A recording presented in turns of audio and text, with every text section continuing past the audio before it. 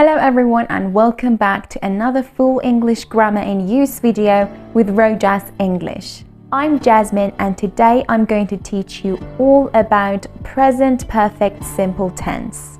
What present perfect simple tense is, how it is used, its structure and extra things you need to know or are good for you to know. So let's begin. Perfect tenses may not be used in every language, therefore many people might find them a bit hard. But don't worry about them, they are simple to understand and easy to learn. Present perfect tense is used in many situations that we'll talk about them all. In general, it is a tense that connects the past to the present. When we want to talk about things that started or happened in the past and continued until the present, and we don't know for how long they will continue. So, for example, they have been married for 6 years. They got married 6 years ago and they are still married. She has lived in Sheffield for 9 years. She moved to Sheffield 9 years ago and now she still lives in Sheffield. When we want to talk about our experiences up to the present, things we did or gained in the past that have effect on our lives now, or things we remember. For example, my friend and I have seen that film several times. I have seen that film before. He has been to Japan. We often use the adverbs ever and never to talk about our experiences. We use ever in affirmative and question sentences and never for the negative form. For example, have you ever eaten frog legs? Yes, I have, and it was the worst food I have ever eaten. Have you ever met a celebrity? No, I have never met any. I have been to London. I have never been to New York. So we really don't care about when we did it or when it happened. We just care about the result or the experience, if we did it or not. When we want to talk about the news or changes, when something in the present is different to how it was in the past. The prices have increased. They were lower in the past, but now they have gone up. He has broken his arm. He was okay yesterday, but now he is not. He has broken his arm. She's been arrested, so she was free in the past, but now she is in prison. Another use for present perfect simple when we want to talk about unfinished time. So we do not use any specific time expression.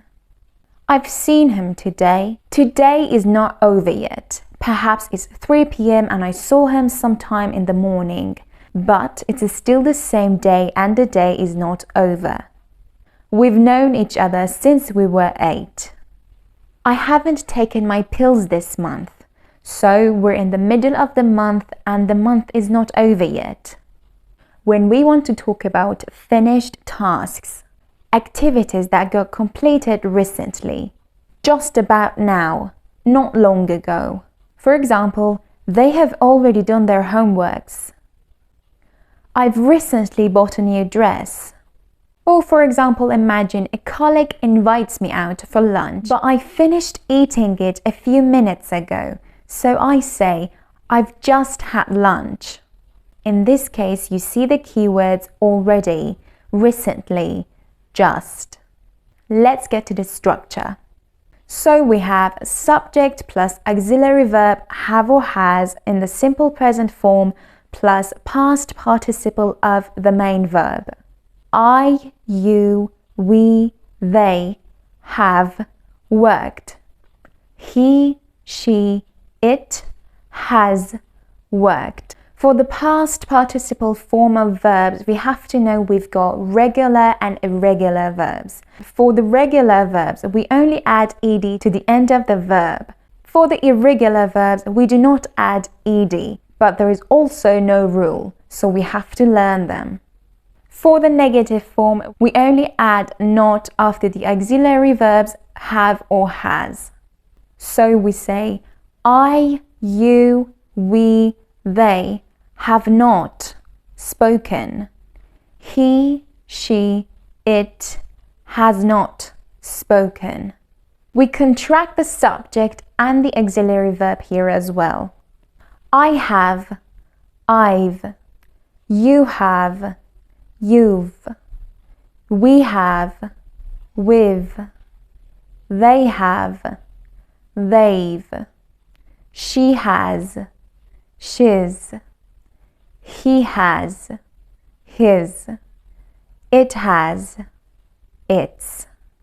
I have not, I haven't, you have not, you haven't, we have not, we haven't, they have not, they haven't, she has not, she hasn't, he has not, he hasn't, it has not, it hasn't. And for the question form, we have yes or no questions, WH questions. For the yes or no question, we exchange subject and the auxiliary verb. And we do not have a contraction for the yes answers. For example, have you seen him? Yes, I have. No, I haven't. We do not say yes, I've. Yes, I have. Has she done her homework? Yes, she has. No, she hasn't. Again, we do not say yes, she's. For the WH question, we add a WH question word before the yes or no question. So we can use all these WH questions except for when. We can't use when in the present perfect simple. Just like we said, it doesn't matter when something happened, the result matters. So for example, what have you done? Where have you been? How long have you known him? And let's get to our extra notes. We have seen 3 types of contraction for the third person singular so far. He's an actor and he's happy. He's playing. He's played. So the first one is simple present, the second one is present continuous, and the third one is present perfect simple. British speakers tend to use present perfect simple more than the Americans do. And the American speakers often use a simple past. And I'm sure you somehow confuse these two. Have been, have gone. So we use have or has been to somewhere when somebody has gone and returned. So for example, where have you been? I've been out with some friends. It means I've gone somewhere, but now I have returned. Now I'm back. Have or has gone, when someone has gone somewhere, but hasn't returned. Where's Matt? I haven't seen him since last week. Yeah, he's gone to Madrid for a few weeks. He'll be back. Let me add something here. We use since when we want to point in the past. Since January, since May, since we were 8, since forever, since last week, since 8 o'clock. And we use for when we want to talk about a period of time. For 2 days, for 4 weeks, for 9 months. Since is usually used with perfect tenses, but for we can use it in all tenses. And there are some keywords that you'll see in present perfect simple a lot. Since, for, already, yet, in negative and question sentences, how long, just, so far, and many other similar words. So that was today's lesson. If you liked it, give me a thumbs up, hit that subscribe button. If you have anything to say, leave us a comment. Follow us on Instagram, Rojust.IELTS, Rojust.English. And if you have any questions, please do not hesitate to ask us on Instagram. Thank you so much for watching. See you later.